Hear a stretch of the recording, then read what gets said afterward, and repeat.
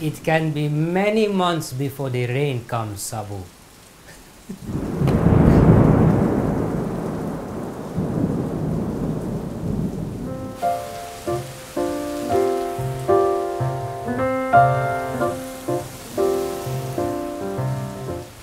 Just love a rainstorm.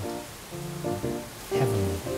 This is the perfect weather to be cozy inside my own apartment, having dinner right here in the bedroom, with the windows open, with the rain, with the storm, setting a table.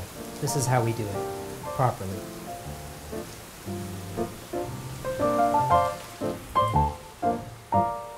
This little table has seen a lot. I do all kinds of arts and crafts on here, cutting wood, cutting leather, painting, and it's the perfect size for 4 people to have a nice cozy dinner when I want to do that. And all I need to do to elevate this to a dinner table is cover it with a tablecloth. This is one of my favorite tablecloths to use. It's just a linen tablecloth with some drawn work, which we have seen before. There is some embroidery in the corners. And you know what? Little stains like this, stains on the tablecloth, it's gonna happen. Many people, if they're setting a table for a formal dinner, will put down like an underpad under the white tablecloth that has like a felt underneath a plastic layer, and that goes on the table first, and then the cloth goes on top of that. It protects the wood from any hot plates that are being laid on the table, but it also acts to kind of quieten the sound of like things on the table. I live in a small apartment. I don't have a lot of room. I don't use or have a silencing cloth, so the tablecloth just goes right on the table, centered, and it has been ironed. It's just a nice little touch. Next, plate. Usually about an inch from the edge of the table. That's standard. Next, cutlery. So, the knife goes on the right-hand side of the plate with the blade facing inwards, so not like this. It goes like this. The bottom of the knife lines up with the bottom of the plate. So everything lines up with the bottom of the plate. If you have a spoon and you're gonna have soup, maybe you'll have a soup bowl on the plate. The spoon goes beside the knife, again, lined up at the bottom. And the fork goes over here. So if I had a salad fork, I would put that on this side of the dinner fork. This is the big fork. So that's the basics. Knife, spoon, fork. Now, you might have a napkin. The napkin should go, it's not pretty enough for camera. The standards are slipping. If you have a napkin, I like to use cloth napkins. Again, use them, let them get stained, throw them into the rag bag when they're done and get some more. They're nice. You do have to iron them. Don't be afraid of ironing. I want to talk about ironing a little bit because I get a lot of pushback about ironing, like who has the time to iron? Why would you iron something? I would never iron something. When you're ironing, you're not just ironing.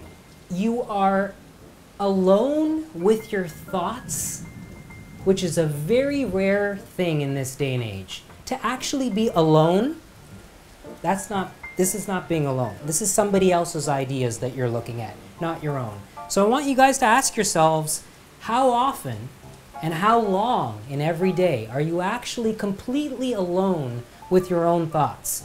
When do you have time to sit and think about your problems and how you're going to solve them? You can't run away from them. That doesn't work. And when I'm ironing, I'm alone with my thoughts and I'm processing things. So 2 things happen. You achieve something that you can see and touch and hold, but you've spent quality time with yourself. So if you don't want to do it, that's fine. I love doing it, and I will always do it. Ironed napkin goes beside the fork like that. And the next thing, the glasses. So usually when I'm having people over for dinner, we have wine. There's a wine glass and we have water. Now, the water glass is supposed to be on the inside of the wine glass like this. but very often a water glass will be something on a stem as well. I like these glasses for water, these tumblers, and I don't like the look of this. So I break the rules and I put the water glass on the outside and the wine glass on the inside, like that. If you're gonna have a separate plate for bread and butter, the bread and butter plate goes right there. If you're having dessert, I like to always have a fork. I go to a restaurant and they give me a spoon. Lots of people eat pie with a spoon and I think it's just wrong. There's a different mouthfeel.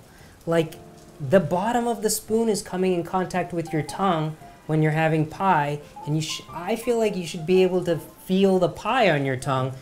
The fork is essential for most desserts. This is like for ice cream or pudding. So I usually put both on the table.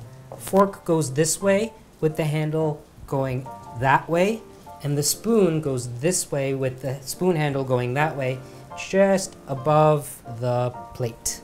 Okay? Final touches, some candlesticks for atmosphere.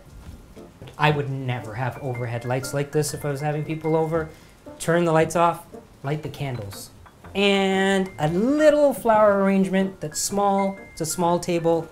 You also don't want something so big that you can't see the person across from you without having to look around it. So there we go. Done.